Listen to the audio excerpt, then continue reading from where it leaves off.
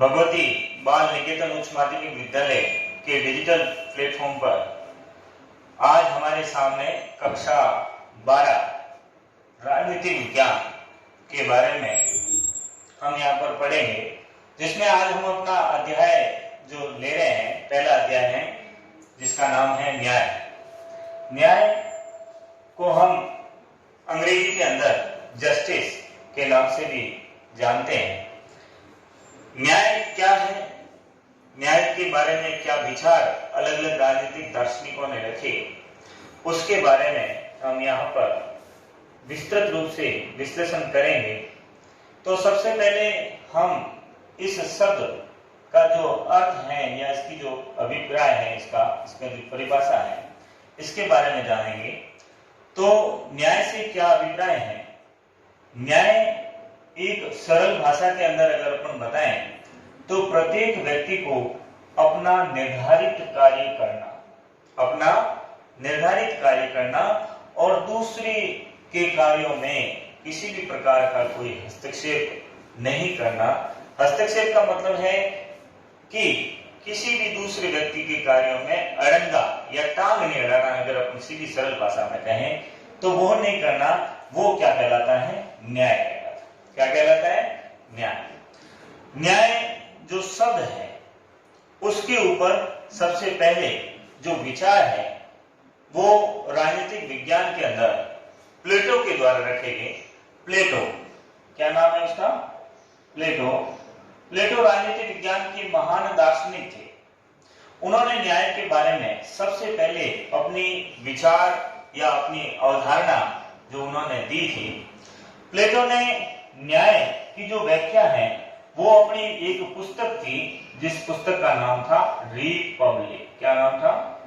Republic. इस पुस्तक के अंदर उन्होंने अपने न्याय संबंधी विचार है जो रखे थे। उन्होंने कहा कि मानवीय आत्मा यानी कि मानव की आत्मा के अंदर 3 गुण होते हैं। कितने गुण होते हैं? 3। उन 3 गुणों की उन्होंने व्याख्या की। कौन कौन से 3 गुण बताए? तो उन्होंने सबसे पहले कहा कि मानव के अंदर इच्छा का मतलब होता है तृष्णा। फिर उसके बाद में आता है दूसरा गुण शौर्य, और शौर्य के बाद में तीसरा गुण आता है बुद्धि।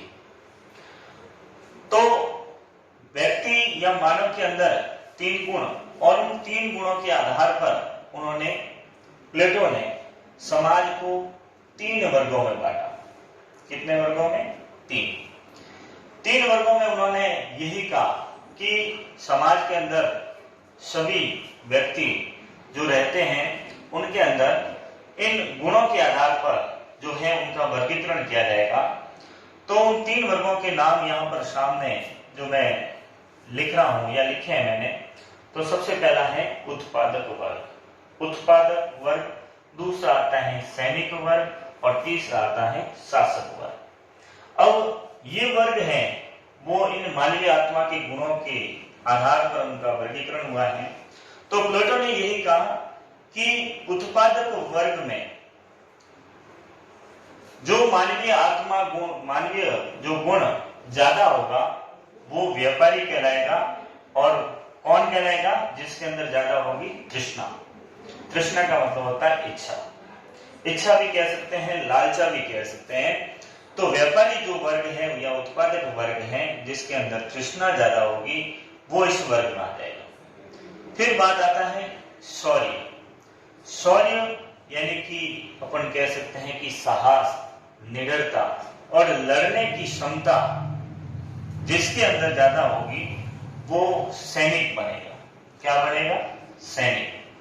सैनिक जो प्रजा की या जो जनता की सेवा करेगा या जनता की रक्षा करेगा वो वर्ग कहलाएगा सैनिक वर्ग।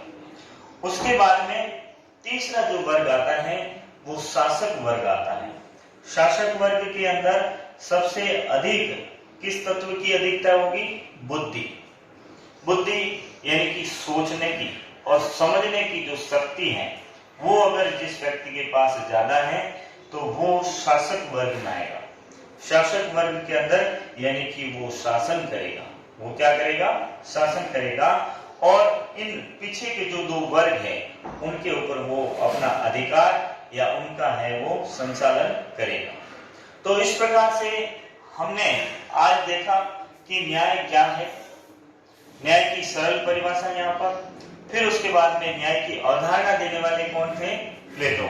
कौन थे? प्लेटो। और प्लेटो ने सबसे पहले न्याय की जो व्याख्या की वो अपनी एक पुस्तक में की, और ये पुस्तक बहुत ही उनकी प्रसिद्ध पुस्तक है जिसका नाम है रिपब्लिक। क्या नाम है? रिपब्लिक। और मानवीय आत्मा के उन्होंने 3 गुण बताए, इच्छा या तृष्णा, शौर्य और बुद्धि, और उसी के आधार पर उन्होंने समाज के अंदर 3 वर्गों का जो विभाजन किया कि जिस वर्ग के अंदर जो मानवीय आत्म गुण जो ज्यादा होगा वो उस वर्ग में आ जाएगा। तो इस प्रकार से प्लेटो के न्याय संबंधी विचार का जो ये आज का हमारा टॉपिक था वो आज यहीं पर समाप्त होता है। कल हम पढ़ेंगे न्याय के संदर्भ में अरस्तु के विचार, जो अगली क्लास में हमारा होगा। नमस्ते, धन्यवाद।